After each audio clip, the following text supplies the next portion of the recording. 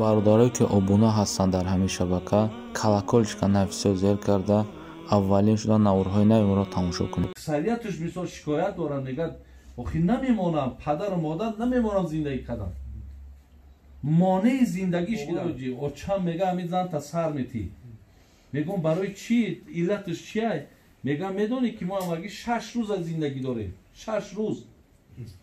чӣ ба мисол талоқ мега? мега гуфтеса ки хешои отатай, отат вақт шуда мара ғам додагӣ, ман ғамш метавам. ҳамин задани зан ба ин андозае ки дар мо ҳаст, ин зулм аст.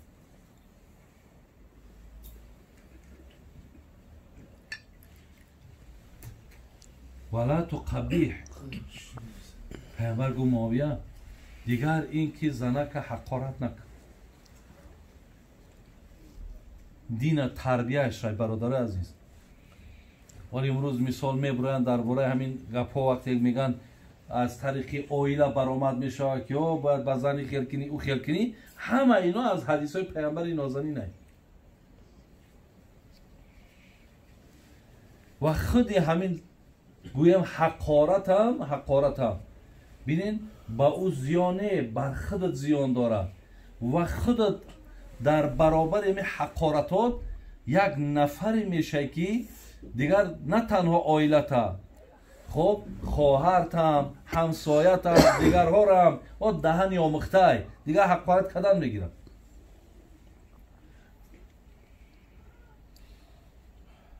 бар ҳамин инҳо лозим аст барои фарзандои мо ки инҳоро бидонанд.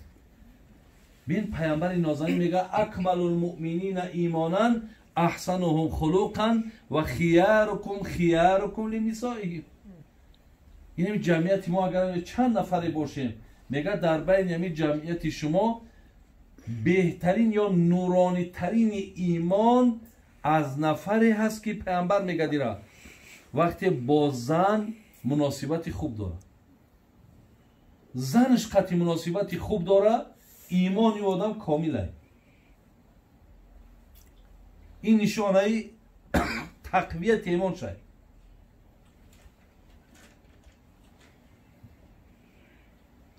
бале бародари азиз, вай сазовори эҳтиромам ҳаст.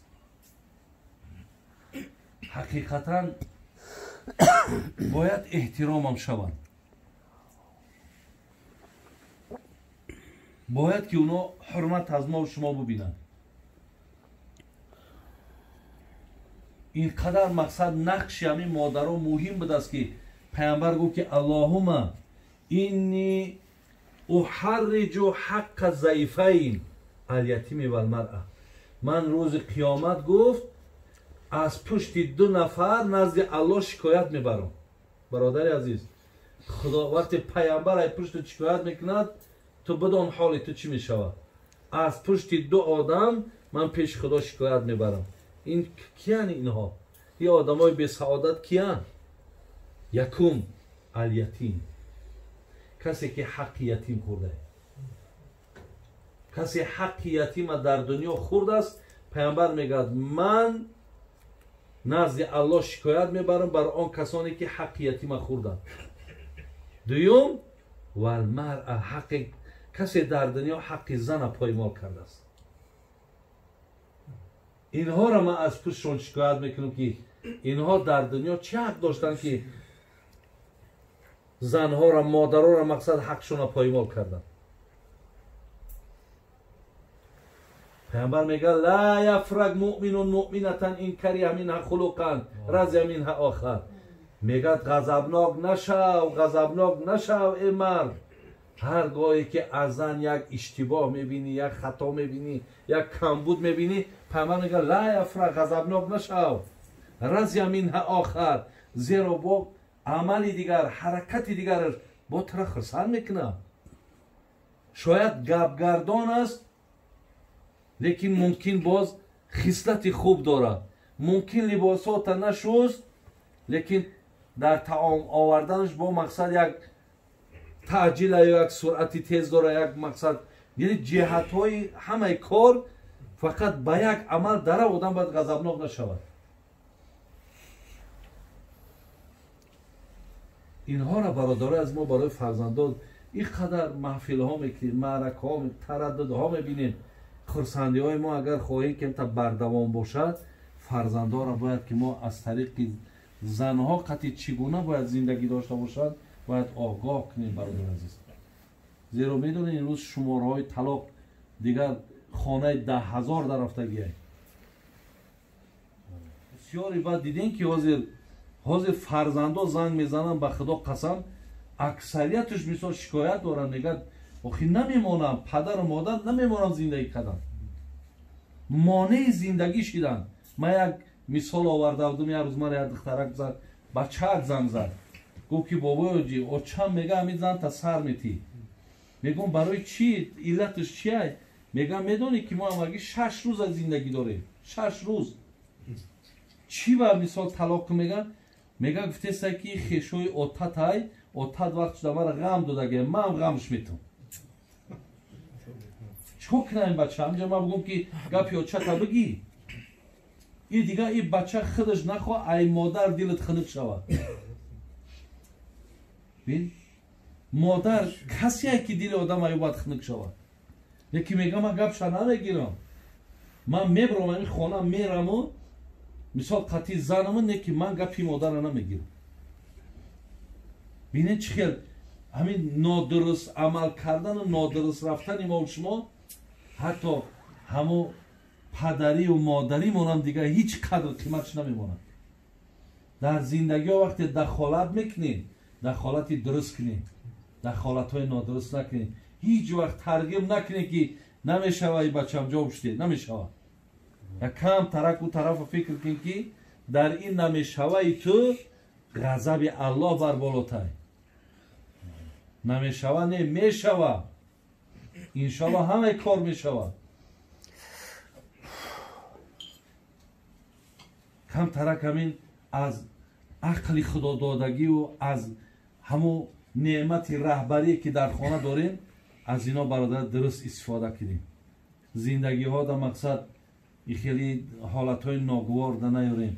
بچه اکامون راضی هن میگن مالش خیلی چیزی میگن، میگن تم آقا میکنم آچم پیشش میکنه که من دیگه قدیم برای من میدانم که زنی من هیچ عیب ندارم.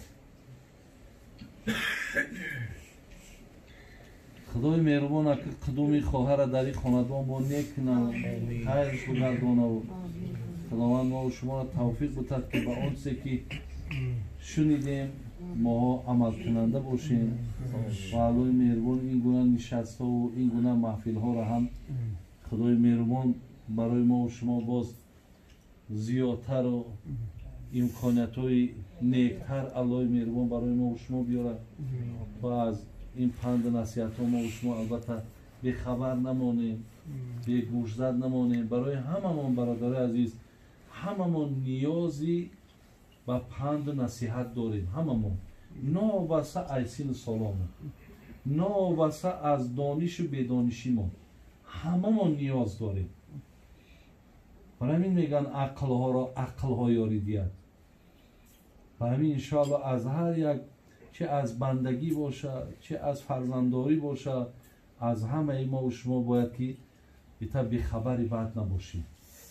حرکت کنیم که در پند نصیحت ها بیشتر مثال اشتراک کنیم. این پند نصیحت ها خوبیش در چیه که همین دل های زنگ زدگی و دل های سخت و دل های سیاه هم تبابت میکنن.